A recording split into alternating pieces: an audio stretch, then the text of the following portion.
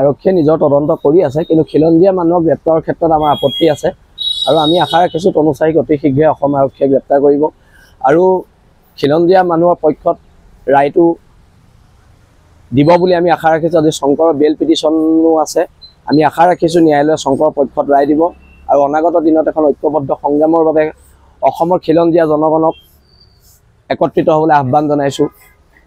এই সংগ্ৰামখন বহিৰাগত মানুহৰ বিৰুদ্ধে, বাংলাদেশীৰ দপদপনিৰ বিৰুদ্ধে আৰু এতিয়া এই সংগ্ৰামৰ ধাৰাত প্ৰত্যেক খিলঞ্জীয়া মানুহ বীৰলাচি থানা নামৰ সত্তাটোৰ লগত জড়িত হৈছে। তাৰ বাবে খিলঞ্জীয়া জনগণক ধন্যবাদ জনাইছোঁ আৰু অনাগত দিনত এখন ঐক্যবদ্ধ সংগ্ৰাম হ'ব আৰু এই ঐক্যবদ্ধ সংগ্ৰামে জাতিৰ মুক্তিৰ পথ মুকলি কৰিব। ধন্যবাদ।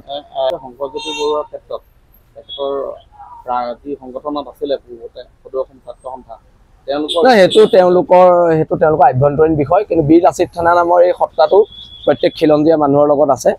কোনোবা আছে নাই আমি নাজানো, কিন্তু বীৰলাচিত থানা নামৰ এই সত্তাটো খিলঞ্জীয়া মানুহৰ প্ৰত্যেক খিলঞ্জীয়া পক্ষত, কেৱল শংকৰজ্যোতি বুলি নহয়, প্ৰত্যেক খিলঞ্জীয়া পক্ষত আছে।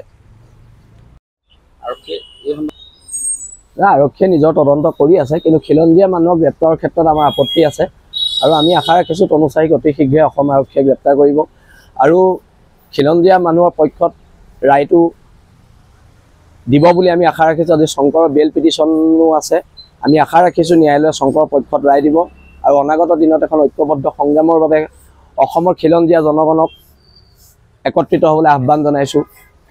এই সংগ্ৰামখন বহিৰাগত মানুহৰ বিৰুদ্ধে, বাংলাদেশীৰ দপদপনিৰ বিৰুদ্ধে আৰু এতিয়া এই সংগ্ৰামৰ ধাৰাত প্ৰত্যেক খিলঞ্জীয়া মানুহ বীৰলাচি থানা নামৰ সত্তাটোৰ লগত জড়িত হৈছে। তাৰ বাবে খিলঞ্জীয়া জনগণক ধন্যবাদ জনাইছোঁ আৰু অনাগত দিনত এখন ঐক্যবদ্ধ সংগ্ৰাম হ'ব আৰু এই ঐক্যবদ্ধ সংগ্ৰামে জাতিৰ মুক্তিৰ পথ মুকলি কৰিব।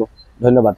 শংকৰজ্যোতি বৰুৱাৰ ক্ষেত্ৰত তেখেতৰ যি সংগঠনত আছিলে পূৰ্বতে সদৌ অসম ছাত্ৰ সন্থা, সেইটো তেওঁলোকৰ আভ্যন্তৰীণ বিষয়, কিন্তু বীৰলাচিত থানা নামৰ এই সত্তাটো প্ৰত্যেক খিলঞ্জীয়া মানুহৰ লগত আছে। কোনোবা আছে নাই আমি নাজানো, কিন্তু বীৰলাচিত থানা নামৰ এই সত্তাটো খিলঞ্জীয়া মানুহৰ প্ৰত্যেক খিলঞ্জীয়া পক্ষত, কেৱল শংকৰজ্যোতি বুলি নহয়, প্ৰত্যেক খিলঞ্জীয়া পক্ষত আছে। আৰক্ষীয়ে নিজৰ তদন্ত কৰি আছে, কিন্তু খিলঞ্জীয়া মানুহক গ্ৰেপ্তাৰৰ ক্ষেত্ৰত আমাৰ আপত্তি আছে আৰু আমি আশা ৰাখিছোঁ তনুচাৰীক অতি শীঘ্ৰে অসম আৰক্ষীয়ে গ্ৰেপ্তাৰ কৰিব আৰু খিলঞ্জীয়া মানুহৰ পক্ষত ৰায়টো দিব বুলি আমি আশা ৰাখিছোঁ। আজি শংকৰৰ বেল পিটিশ্যনো আছে, আমি আশা ৰাখিছোঁ ন্যায়ালয়ে শংকৰৰ পক্ষত ৰায় দিব আৰু অনাগত দিনত এখন ঐক্যবদ্ধ সংগ্ৰামৰ বাবে অসমৰ খিলঞ্জীয়া জনগণক একত্ৰিত হ'বলৈ আহ্বান জনাইছোঁ। এই সংগ্ৰামখন বহিৰাগত মানুহৰ বিৰুদ্ধে, বাংলাদেশীৰ দপদপনিৰ বিৰুদ্ধে আৰু এতিয়া এই সংগ্ৰামৰ ধাৰাত প্ৰত্যেক খিলঞ্জীয়া মানুহ বীৰলাচি থানা নামৰ সত্তাটোৰ লগত জড়িত হৈছে। তাৰ বাবে খিলঞ্জীয়া জনগণক ধন্যবাদ জনাইছোঁ আৰু অনাগত দিনত এখন ঐক্যবদ্ধ সংগ্ৰাম হ'ব আৰু এই ঐক্যবদ্ধ সংগ্ৰামে জাতিৰ মুক্তিৰ পথ মুকলি কৰিব। ধন্যবাদ।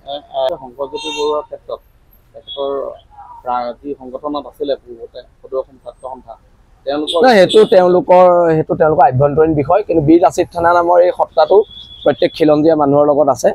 কোনোবা আছে নাই আমি নাজানো, কিন্তু বীৰলাচিত থানা নামৰ এই সত্তাটো খিলঞ্জীয়া মানুহৰ প্ৰত্যেক খিলঞ্জীয়া পক্ষত, কেৱল শংকৰজ্যোতি বুলি নহয়, প্ৰত্যেক খিলঞ্জীয়া পক্ষত আছে।